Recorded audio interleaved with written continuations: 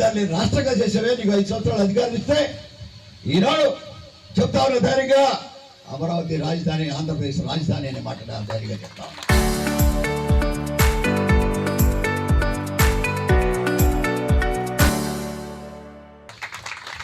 దానికి కూడా ఈరోజు కూడా అక్కడెక్కడ పెట్టుబడులు వచ్చేస్తాయేమో అని, అక్కడెక్కడ అభివృద్ధి చేసేస్తారు చంద్రబాబు నాయుడు అని మీరు చేస్తున్న మాయమాట భావికాన్ని కాదా? ఆలోచించండి. ఇటువంటి మాయ మాటలు చెప్పొద్దని ప్రతిపక్ష నాయకుడిగా జగన్మోహన్ రెడ్డి గారు చేస్తున్న మాటలు సరి చేసుకోమని ప్రత్యేకంగా చెప్తాను. ప్రతిపక్ష పాత్ర అంటే ప్రజా సమస్యల మీద పోరాడేవాడే ప్రతిపక్ష నాయకుడు తప్ప మేము చూసాం 5 సంవత్సరాలు మీరేం తప్పు చేసినా రోడ్డు మీదకి వస్తే మమ్మల్ని పోలీసులు రానిచ్చేవారు కాదు. మాట్లాడేసి అక్కడ టట్లు వేసుకుంటే టట్లు పీకేశారు.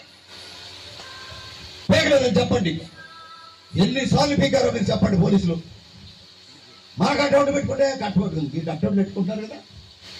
మాకు అటౌంట్ అంటే తెలుగుదేశం అటౌంట్ ఇక్కడ కుదరదు అని చెప్పి ఒక ప్రజాస్వామ్య పరిపాలనలో జగన్మోహన్ రెడ్డి గారి ఆనాడి ప్రజాపాలికలు కానీ చేసిన ఘోరాలు మరోరానివనే మాట చెప్తా ఉన్నాం.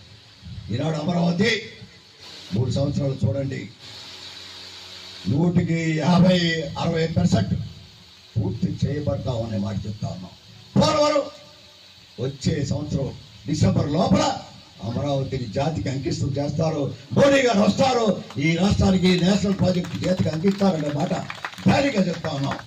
పరిశ్రమలు కూడా వచ్చే 3 సంవత్సరాల తర్వాత ఒక్కొక్క పరిశ్రమ ఈ రాష్ట్రానికి రాబోతుంది అనే మాట ఈ ప్రభుత్వం యొక్క సఫలీకృతం అవుతుంది. ఈ రాష్ట్ర ప్రజల యొక్క ఆశలు నెరవేరబోతున్నాయి.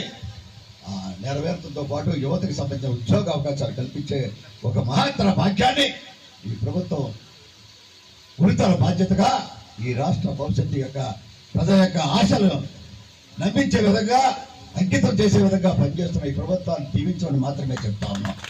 ఈనాడు ఈ సమావేశం ద్వారా